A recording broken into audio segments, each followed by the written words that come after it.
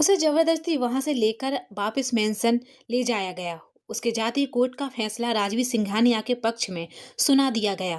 पहली ही सुनवाई में वह केस जीत चुका था। आरब और उसका पूरा परिवार उदासी और टूटे मन के साथ चुपचाप मेंशन लौटने के लिए निकल गए। किसी के चेहरे पर एक भी शब्द कहने की ताकत नहीं बची थी। अदालत में अब सिर्फ विजय और आरुषि ही रह गए थे। आरुषि जानबूझकर वहीं रुक गई थी क्योंकि उसका दिल रूही के लिए बेचैन था। उसने रूही की आंखों में छुपे उस दर्द को महसूस किया था जो शब्दों से कहीं ज्यादा गहरा था, लेकिन चाहकर भी वह उसकी कोई मदद नहीं कर पा रही थी। उधर रावी रूही को सहारा देते हुए वॉशरूम की तरफ ले जा रही थी ताकि वह थोड़ा खुद को संभाल सके, थोड़ा फ्रेश हो सके। उन्हें जाते देख आरुषि भी चुपचाप पीछे पीछे आ गई। वह बाहर खड़ी होकर अंदर से आती आवाजें सुनने लगी। रूही प्लीज खुद को संभालो, रावी ने भरकस कोशिश करते हुए कहा। रावी की बात सुनकर रूही की आवाज टूटते हुए भरोसे की तरह बाहर आ गई। लेकिन कैसे संभालूं खुद को? एक इंसान बिना किसी वजह से मुझे वो साबित करने पर तुला है जो मैं हूं ही नहीं। मुझे बहुत डर लग रहा है रावी, अपने ही वजूद से, अपनी पहचान से। अब तो खुद पर ही शक होने लगा है। समझ नहीं आ रहा कौन सच बोल रहा है और कौन झूठ। उसकी आवाज कांप रही थी। वॉशरूम की दीवारें भी जैसे उसके डर और टूटन की गवाही बन गई थीं। बाहर खड़ी आरुषि की आंखें भर आईं। आज पहली बार उसे एहसास हुआ यह लड़ाई सिर्फ कोर्ट की नहीं थी, यह रूही की पहचान और उसके अस्तित्व की लड़ाई बन चुकी थी।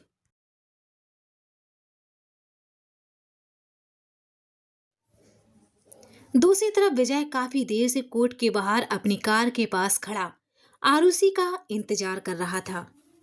वहां ठंडी हवा चल रही थी। वह कार का दरवाजा खोलकर अंदर बैठने ही वाला था कि पीछे से आई एक जानी पहचानी आवाज ने उसे रोक लिया। Mister Vijay Oberoi, I hope आप अपने भाई को अब समझा देंगे। मुझे लगता है उसे इलाज की जरूरत है। शायद उसे कुछ मेंटल इश्यू है। यह सुनते ही विजय की उंगलियां कार के दरवाजे पर कस गईं। उसने गुस्से में दरवाजा बंद किया और पलटकर राजवीर सिंघानिया की आंखों में आंखें डालते हुए बोला, मिस्टर राजवीर सिंघानिया, मैं आपकी इज्जत करता हूं, लेकिन इसका मतलब ये नहीं कि मैं आपकी फिजूल की बातें सुनूं। मेरा भाई किसी भी तरह का मानसिक मरीज नहीं है और ना ही उसे कोई मेंटल प्रॉब्लम है, समझे आप? उसकी आवाज में दबा हुआ गुस्सा साफ झलक रहा था। और जहां तक केस हारने की बात है तो ध्यान रखिए, मेरा भाई सिर्फ केस हारा है, हिम्मत नहीं। पूरी ओबराय फैमिली को उस पर पूरा भरोसा है। अगर वो कह रहा है कि मानसी ही रूही है तो हमारे लिए वही सच है। विजय एक पल रुका, फिर ठंडे मगर चेतावनी भरे लहजे में बोला, और आपकी भलाई के लिए बता दूं, आपने जो खेल खेला है उसका अंजाम बहुत बुरा होने वाला है। मेरा भाई सिरफरा है, उससे उलझना मतलब मुसीबत को खुद बुलाना है।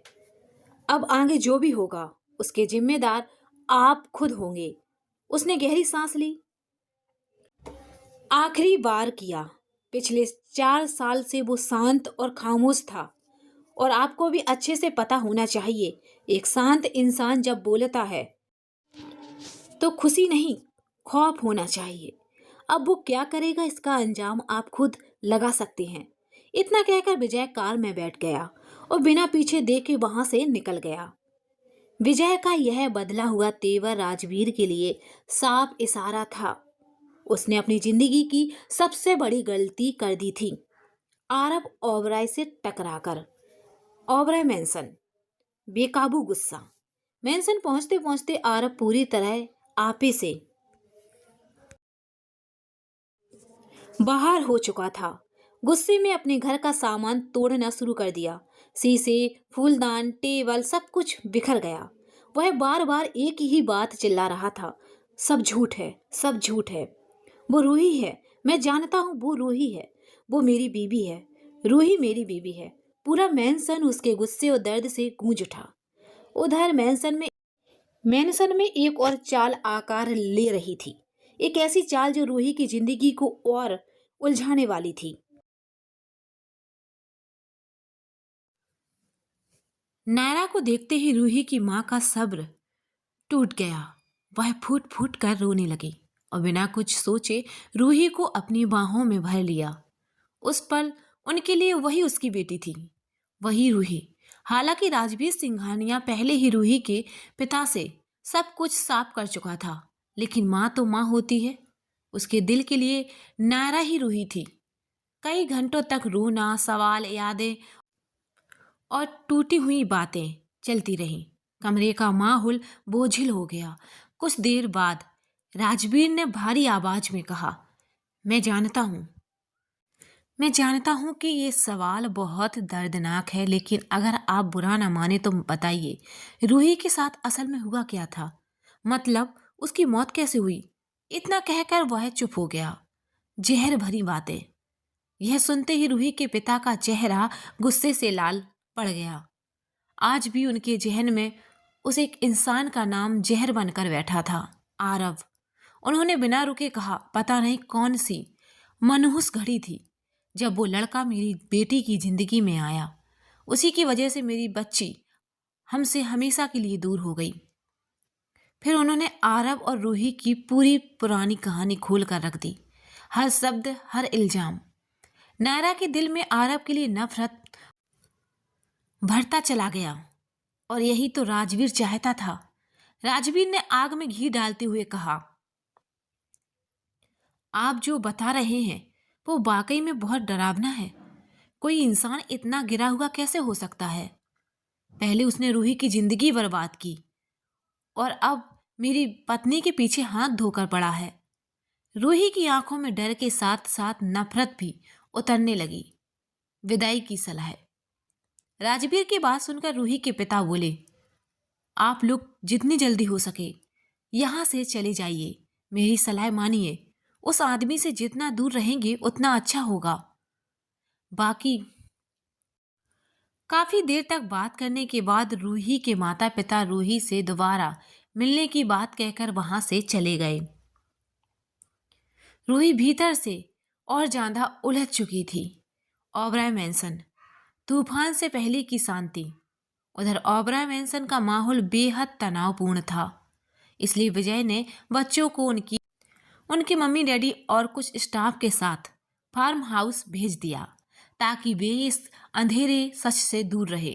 इसी बीच नमन एक अहम मीटिंग के लिए कोलकाता गया हुआ था, लेकिन मीटिंग शुरू होने से पहले ही कार्तिक ने उसे कोर्ट की पूरी स्थिति बता दी। यह सुनते ही नमन ने बिना एक पल गंवाए मीटिंग छोड़ दी और तुरंत वापस लौट आया। कुछ बातें उसे पहले से पता थीं और कुछ विजय ने आकर बताईं। सच सामने आते ही नमन का गुस्सा सातवें आसमान पर पहुंच गया। उसने गुस्से में मुट्ठियां कसते हुए कार्तिक से कहा, मुझे वो डॉक्टर चाहिए। अभी अभी के अभी उसे यहाँ लेकर आओ। कार्तिक ओके कहते हुए मुड़ा ही था कि अचानक उसकी आंखें हैरानी से फैल गईं। ओबराय मैंसन के दरवाजे पर डॉक्टर सिद्धार्थ खड़ा था।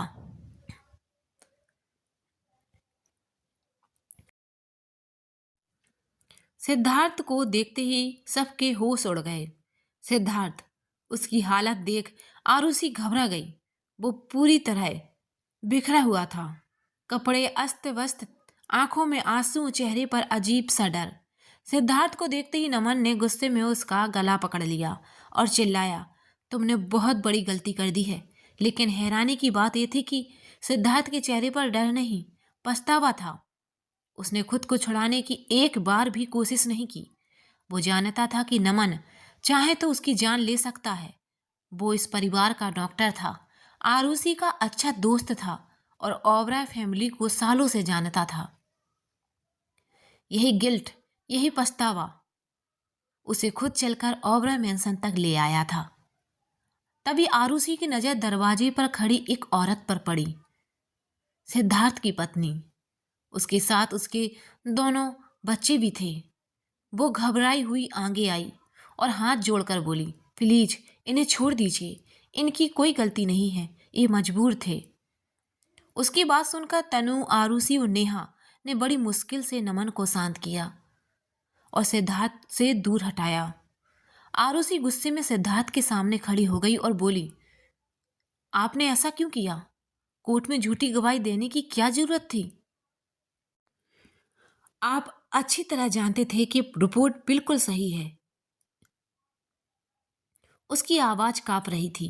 आरुषि की बात सुनते ही सिद्धार्थ फूट फूट कर रो पड़ा। कांपती आवाज में बोला, मैं मजबूर था। आज सुबह कुछ लोग मेरे घर आए। उन्होंने मुझे कोर्ट में झूठी गवाही देने के लिए पैसे ऑफर दिए। वो एक पल रुका, फिर आगे बोला, जब मैंने मना किया तो उन्होंने मेरी फैमिली को धमकाना शुरू कर दिया। कहा अगर मैंने उनकी बात नहीं मानी तो मेरे बच्चों को मार देंगे। उसकी आंखों से आंसू लगातार गिर रहे थे। मेरे पास वक्त नहीं था कि मैं आप लोगों को कुछ बता पाता। उन्होंने कहा था गवाही देने के बाद मुझे मेरी फैमिली के साथ अमेरिका भेज देंगे। वो सिर झुकाकर बोला, लेकिन मैं ये बोझ लेकर जी नहीं पाया। आरब को धोखा देने का मुझे बहुत पछतावा है। प्लीज मुझे माफ कर दीजिए। सिद्धार्थ की बात सुनकर हॉल में मौजूद हर इंसान सन्न रह गया। तभी राहुल धीमी लेकिन गहरी आवाज में बोला, तभी राजवीर इतना शांत था, उसे सब पहले से पता था, ये सब उसी का प्लान था। राहुल की बात सुनते ही रमेश ने दांत भींचते हुए कहा, हाँ वो तो बहुत बड़ा, सोचा नहीं था उस चश्मे के पीछे इतना बड़ा मास्टरमाइंड छुपा है। फिर अचानक उसने सवाल उठाया, लेकिन एक बात समझ नहीं आ रही, अगर सिद्धार्थ की गवाही झूठी थी तो डीएनए टेस्ट दोबारा हुआ तो नेगेटिव कैसे आया? रमेश की बात सुनकर कार्तिक गंभीर होकर बोला, हो सकता है उसमें भी राजवीर का ही कोई खेल हो।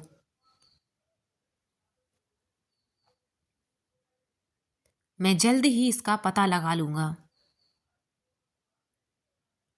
सब लोग हॉल में खड़े आगे क्या करना है यही सोच रहे थे। तभी उनकी नजर आरब पर पड़ी, जो सब कुछ सुन चुका था। उसका चेहरा सख्त था, आंखों में उबाल था। वो बिना कुछ कहे मेंशन से बाहर जाने लगा। आरब रुक जाओ, कहाँ जा रहे हो? सब पीछे से आवाज लगाते रहे, लेकिन आरब नहीं रुका।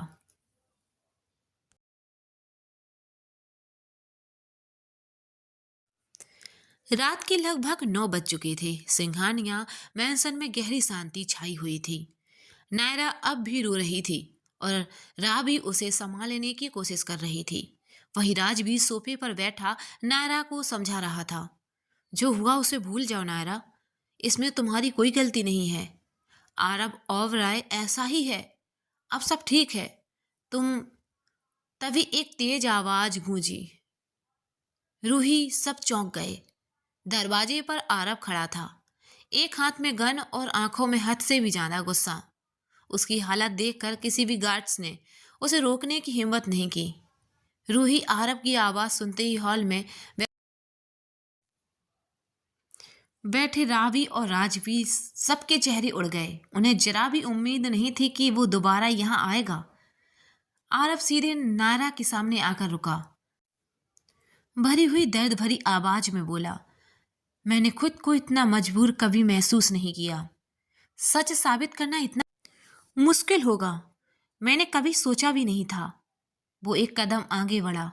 रूही, मुझे पता है अभी तुम मेरी किसी बात पर भरोसा नहीं करोगी, लेकिन मैं जो कह रहा हूं वो सब सच है।